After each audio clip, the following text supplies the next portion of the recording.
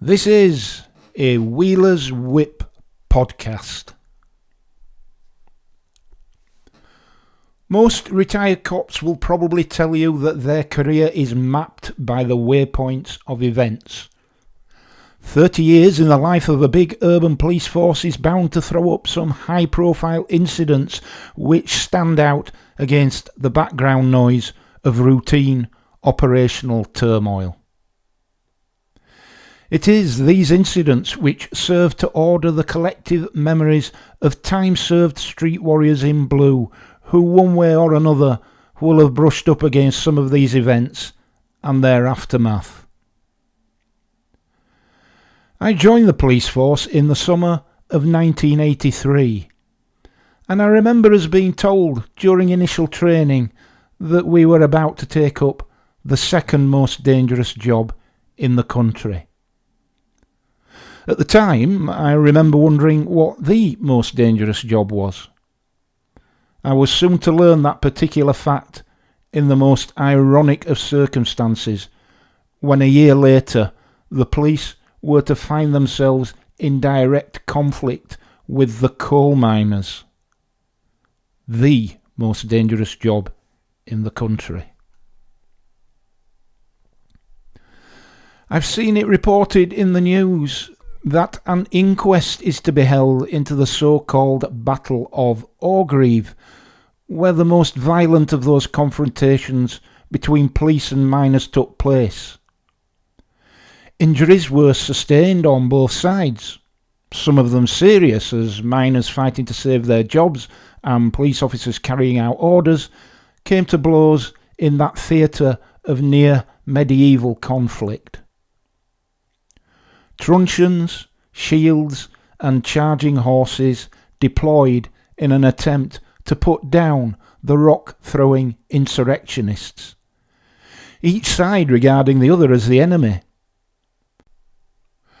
But you can't secure victory over an idea, a belief, and after all, who will not fight for their livelihood, their very existence?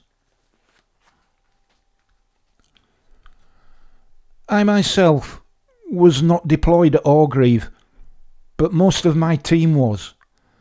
As a new probationary constable, I was retained at division as part of a skeleton service working long shifts and weeks on duty without a rest day. I did see 2 deployments to the dispute at Frickley and Bullcliffe collieries, but these were relatively uneventful. Things back at division, though, could get very challenging.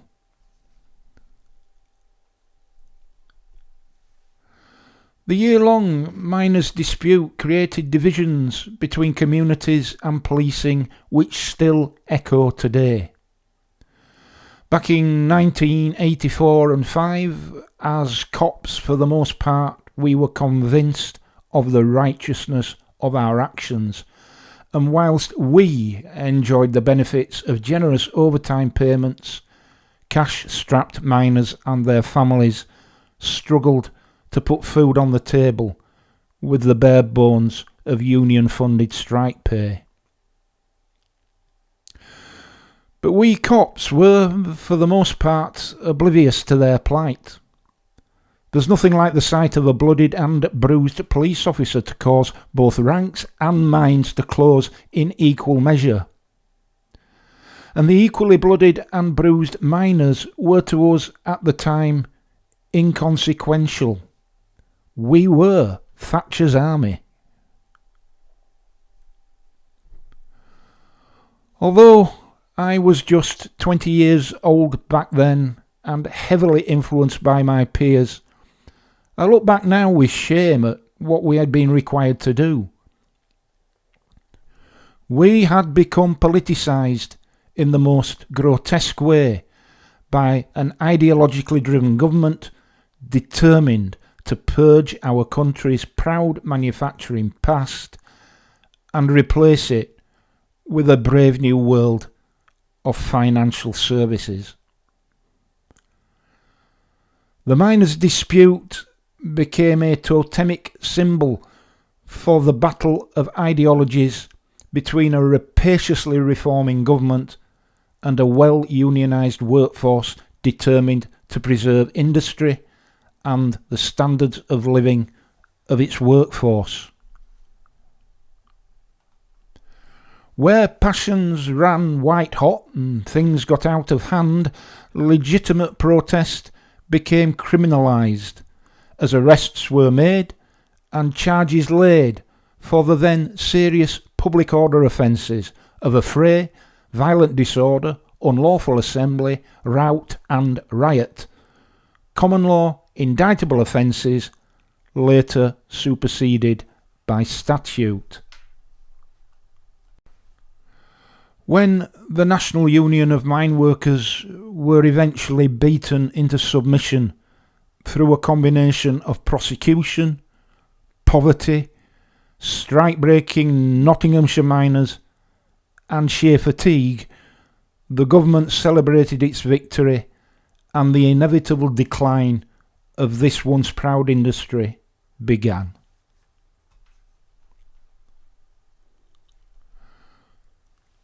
Looking back now with older and wiser eyes, I can see it all for what it was. The cynical use of the police to make a political point.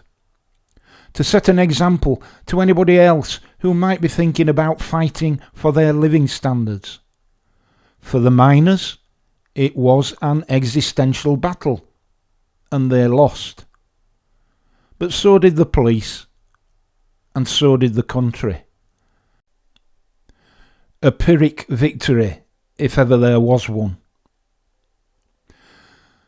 I'm convinced now that if the mining industry had survived, then evolving science and technologies would today have enabled us to produce sufficiently clean-burning coal for our power stations that we could easily sustain transitional energy security equal to or better than the present unreliable and expensive importation of gas from abroad. The invasion of Ukraine, which spiked energy costs to unprecedented and often unaffordable levels, would have had minimal impact on the United Kingdom, and we would all be in a better place now. It makes me incredibly sad to think that in some small way I played my part in the execution of a great injustice upon the proud mining communities of this country.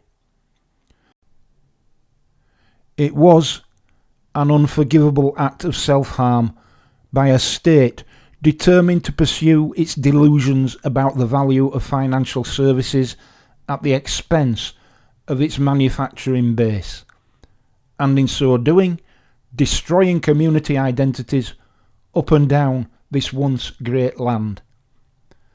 It seems to me that if there is one thing we're good at in the UK, it's inexplicable acts of self-harm. And now, on the back of all of this, we can take pride in the fact that we have no coal and no steel industries to speak of, and have to import what we need. But at least we have a wealthy financial sector located in just 1 square mile out of the 94,000 which is the United Kingdom.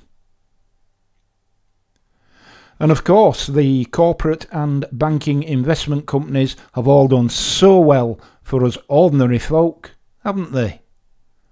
They are all doing very nicely for themselves in the knowledge that the next time when their greed screws us all over, we will be there to bail them out again with our hard-earned pennies. You see, what happened back in 1984 and 85 was just the beginning of a now ongoing orchestrated process to return us back to Dickensian times, when the rich got very rich by doing not a lot, and the poor got very poor by breaking their backs, and not much at all existed between the two. It was also an example of how decent people's needs and modest expectations for a good life can be blown asunder by the mad desires of a tiny, powerful few who, through ego and evil intent, will see their bidding done whatever the human cost. We can see this now away from our shores, where the ambitions of a powerful, malevolent few are written with the blood of innocent children. If you think that can't happen here, think again.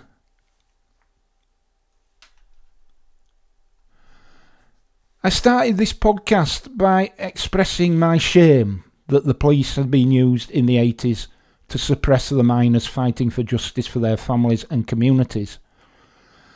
I had hoped never to see that again, and yet here now I see decent, often elderly people being dragged from our city streets by British police officers just for peacefully protesting against the murder of innocents. Of course, I don't blame those foot soldiers in blue. They're just following orders like we did 40 years ago.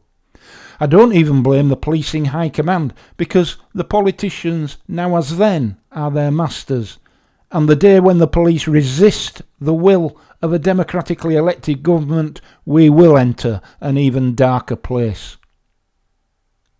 But none of this makes it right. So I'd like to conclude by saying I'm sorry to those communities I played my small part in destroying. Say sorry for the part I ultimately played in bringing about today's hopelessly divided and unequal society. There are things I'm proud of over 30 years of policing this country, but this is not one of them.